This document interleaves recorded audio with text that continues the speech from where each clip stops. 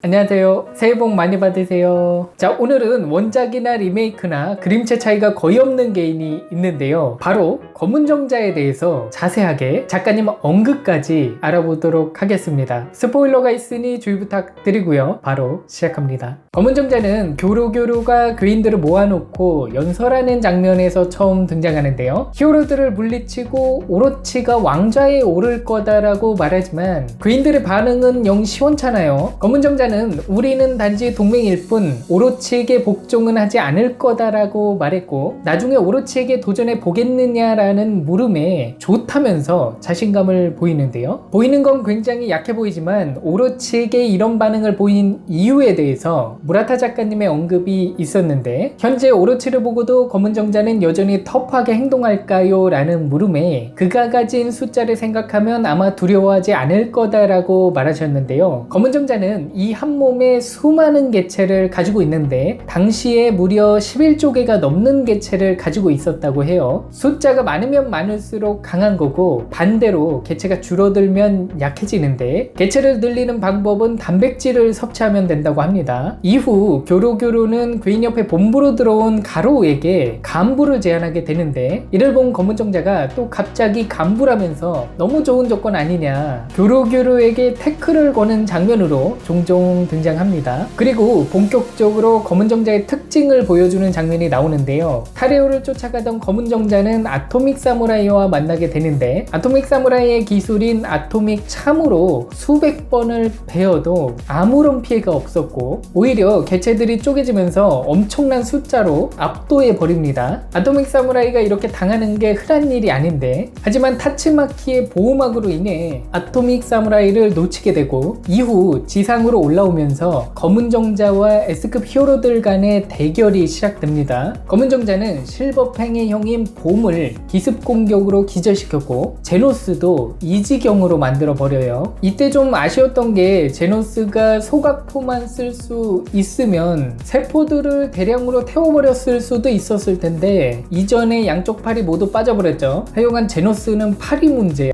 그리고 킹이 등장하는데 검은정자도 섣불리 움직이지 못하고 경계해요. 좀비맨에게 잡힌 홈리스 황제가 도와달라고 해봤지만 킹을 앞에 두고 빈틈을 보일 수 없다고 거절하게 되죠. 살기를 감지해서 공격하는 이불천연수도 킹을 전혀 인지하지 못하고 있자 당황하게 되는데, 킹이 살기를 없애고 있는 거라면 마치 우리를 개미 보듯 얕보고 있다며 분노하며, 자신은 11조 4,491억 71만 2,554채의 개체를 가지고 있다고 살짝 쪼들리니까 과시하는 거죠. 시간을 끌어줬던 덕분인지 타츠마키도 회복했고, 검은정자는 약 1조 개의 개체를 합쳐서 다세포 정자를 만들게 되는데요. 합체하게 되면 하나의 강력한 개체가 되는 거고 다시 분리하지는 못한다고 해요. 하지만 타츠마키의 염동력에 의해 목이 꺾여 죽게 되자 남아있는 10조 개를 합치면서 황금정자로 변하게 됩니다. 이전과는 다르게 엄청난 스피드로 타츠마키를 공격하는데